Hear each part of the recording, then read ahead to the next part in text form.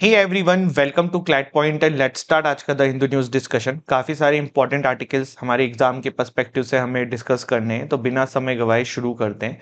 सबसे पहले देखो, यहाँ पे न्यूज़ है, India's retail inflation cools to 5 month low of 4.31% in Jan. अब देखिए, बहुत बार मेरे से स्टूडेंट ऐसे क्वेश्चन पूछते हैं कि सर, ये जो हर मंथली चेंज होते रहते हैं या कुछ अपडेट आती रहती है, तो ये हमारे लिए सारा इंपॉर्टेंट है क्या? हमें ये फैक्ट्स भी याद रखने हैं क्या? तो देखिए, मेरा जवाब है नहीं, आपको इतनी चीजें जानने की जरूरत नहीं है। जब कोई जैसे अब कल एक टर्म थी रेपो रेट, तो वो इंपॉर्टेंट हो जाती है। अब इन्फ्लेशन हम सभी को पता है, सारी चीजें पता है। अब ये कितना हो रहा है, कम हो रहा है, ये नहीं आएगा एग्जाम में। जस्ट इन केस बहुत ही बेकार टाइप का कोई बंदा बैठ के पेपर बना ले और तंग करने के हिसाब से बना ले, तो ऐसे पूछ ले कि भैया उस फला मंथ में क्या था। तो ऐसे नहीं आता है क्वेश्चन, तो उसके लिए आपको परेशान नहीं होना है। फिर यहाँ पे देखिए, do you intend to continue as minister? Supreme court ने सैंती बालाजी करके जो आपके तमिलनाडु के मिनिस्टर हैं उनसे कहा है, उन पे मनी लॉन्ड्रिंग के केसेस के चार्जेस लगे हुए हैं। तो वो है, आपको पता है ना, मनी लॉन्ड्रिंग का जो मैटर होता है वो prevention of money laundering act करके हमारे देश में पीएमएलए करके है, उसके थ्रू गवर्न होता है। फिर है, IMEC project gains traction as PM holds talk Macron. तो India and France on Wednesday announce that they would continue to work closely to implement Indian Middle East Europe corridor, जिसको हम IMC बोलते हैं project. इसको continue करेंगे और let's see क्या होता है। मतलब दिस इज छोटा सा न्यूज़, इसमें कोई बहुत वो है नहीं। ठीक। फिर है कि supreme court to hear plea challenging validity of CEC appointment law on Feb 19।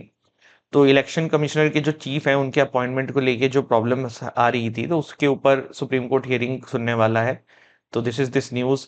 Then there is this 1984 के सिख रियोट में दिल्ली कोर्ट ने कन्विक्ट कर दिया है farmer Congress MP in double murder case. Again this is not that much important. यहाँ पे देखिए, एक न्यूज है जो कल सोशल मीडिया पे काफी वायरल थी। हुआ क्या है, हुआ ये है कि केरला में कोट्टायम करके एक जगह है, वहां पे कॉलेज है, नर्सिंग कॉलेज है, गवर्नमेंट कॉलेज ऑफ नर्सिंग करके है वहां पे, जिसमें फर्स्ट ईयर के स्टूडेंट्स के साथ रैगिंग करी गई। अब ये रैगिंग तो अपने आप में एक बड़ा प्रॉब्लम का विषय है, लेकिन रैगिंग में क्या किया गया, ये एक बहुत ही मतलब आश्चर्यचकित करके और बहुत ही मतलब बैरबरिक न्यूज सुनने में मिली थी जब कल सुनी थी तब। बेसिकली किया क्या गया कि उन बच्चों के प्राइवेट पार्ट्स के ऊपर डंबल्स को अ, लटकाया गया और उनसे कहा कि आप भैया चलिए, वॉक करिए। और काफी समय तक किया गया, इस तरीके की चीजें वहां पे उनसे कराई गई। और अभी पुलिस ने इस पे जब जांच करी, तो चीजें सही भी निकली। इन लड़कों ने जिन जो जो इसमें उत्तरदायी थे, उन्होंने इसको एक्सेप्ट भी किया है कि हाँ, हमसे ये गलती हुई है एंड इस तरीके की चीजें। अभी शायद उन पे केसेस चल रहे हैं, जेल वेल जाएंगे।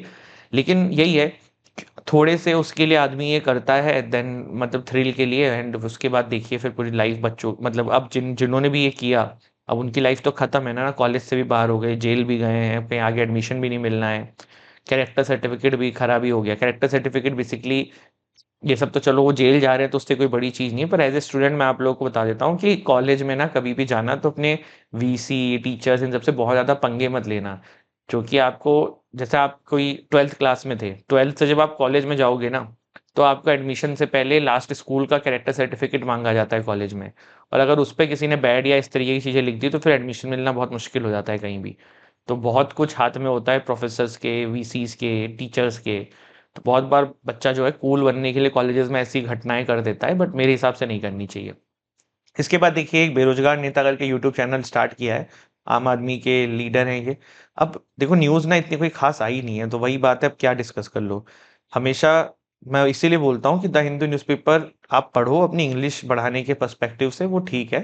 पर जरूरी नहीं है कि हर कुछ जो इसमें लिखा हुआ है वो आपके एग्जाम में आएगा। अब जैसे ये है, या फिर इस, अब पॉलिटिकल न्यूज है ना ये। अब ये केरला वाला, ये घटना क्या चल रहा है, मैंने आपको ऑलरेडी बता दिया।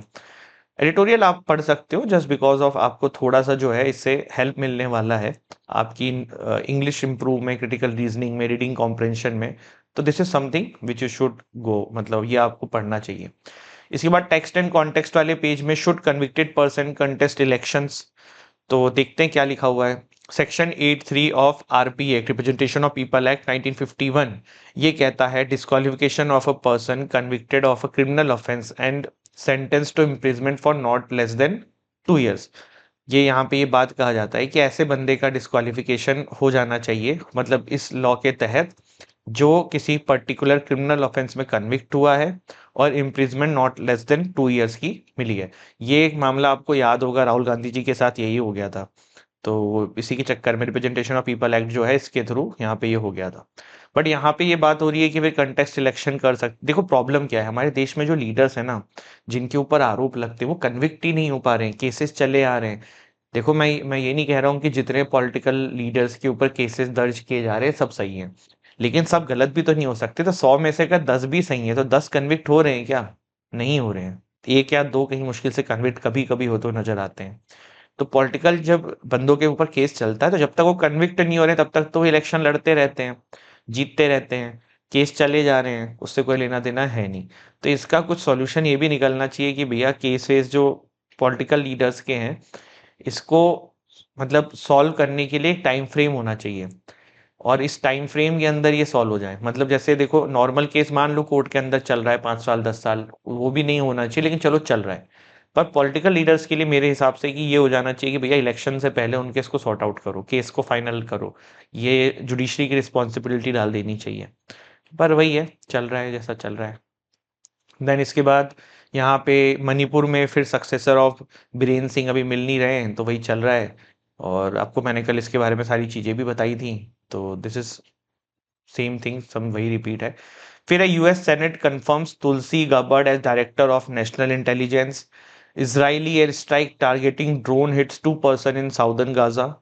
Moving Palestinian unacceptable says Arab League chief. और Trump fires US aid inspector general after critical report. ये सब बिल्कुल आपके एग्जाम के इसमें से एक भी पॉइंट काम का नहीं है। Putin Trump hold phone call agree to meet in future. देखो अब आप यूक्रेन के बारे में इतना सुन नहीं रहे हो, जेलेंस्की का नाम कहीं न्यूज में आ रहा है, क्योंकि डोनाल्ड ट्रम्प उनको भाव ही नहीं दे रहे हैं। प्रॉब्लम क्या था ना, देखो जेलेंस्की को अगर स्टार्टिंग से इतना सपोर्ट नहीं किया जाता US and other European countries के द्वारा, तो वो इतना बड़ा स्टेप उठा भी नहीं पाते ये युद्ध करने का या ये सब चीजें करने का।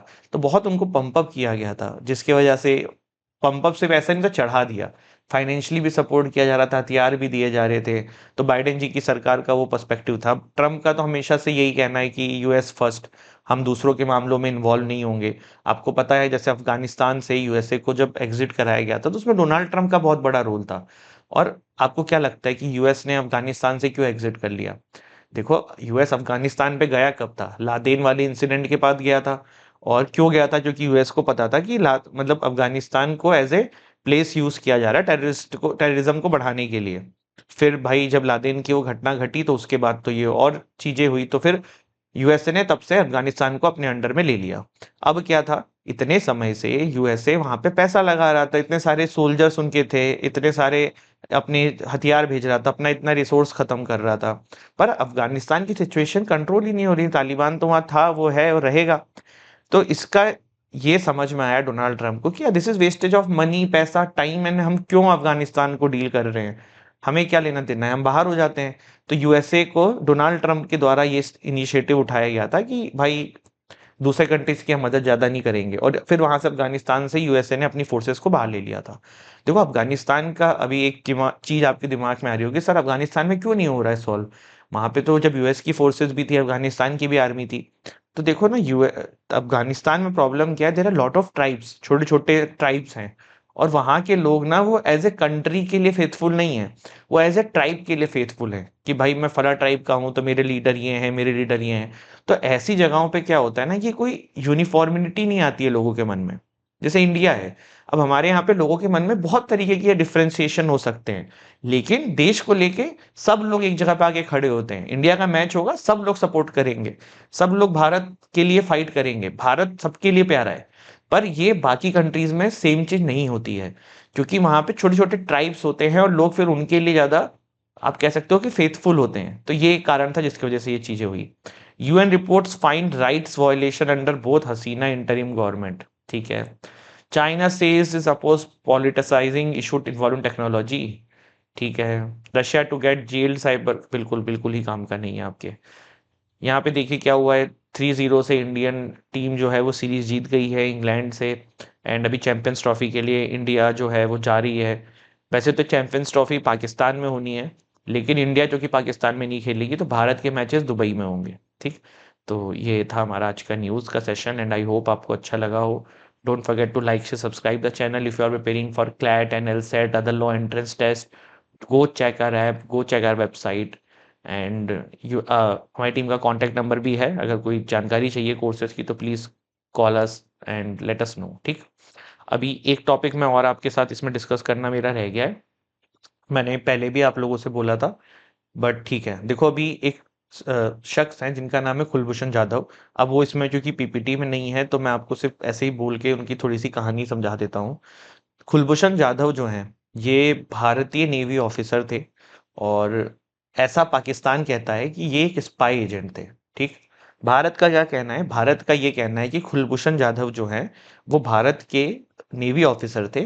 वो एक ट्रिप पे ईरान गए थे और वहां से पाकिस्तान की गवर्नमेंट ने उनको किडनैप कर लिया। ठीक, बट पाकिस्तान का ये कहना है कि बलूचिस्तान में एज ए स्पाई एजेंट की तरह रॉ ने इनको उतारा हुआ था और हमने इनको वहां से अरेस्ट किया है। कुलभूषण जाधव को जब अरेस्ट किया गया था पाकिस्तान के द्वारा, तो वहां की मिलिट्री कोर्ट ने केस दर्ज किया था कुलभूषण जाधव जी के ऊपर, और जिसके तहत उनको डेथ पेनल्टी दे दी गई थी।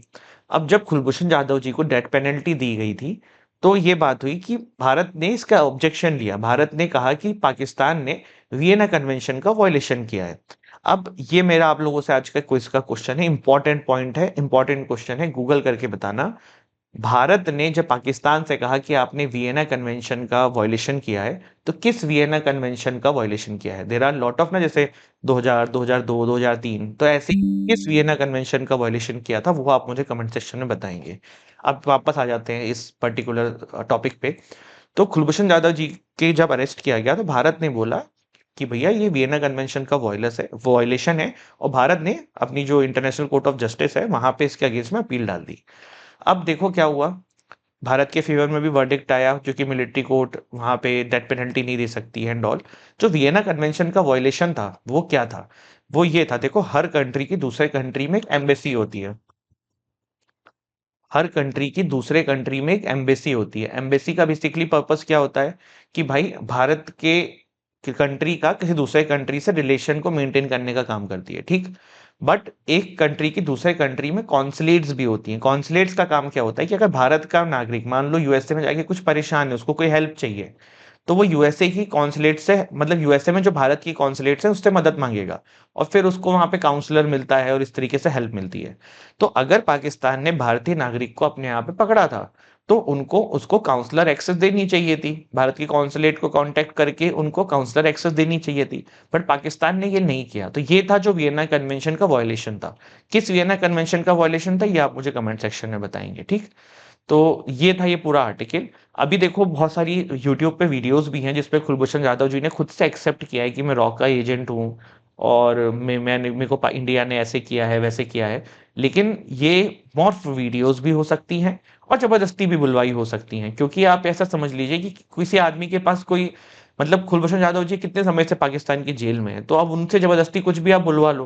प्लस हमें तो पता नहीं है ना कि वहां पे क्या बोल रहे हैं वो। आजकल एआई का जमाना है, वो पूरा उन्होंने मॉर्फ करके वीडियो बना रखी हो।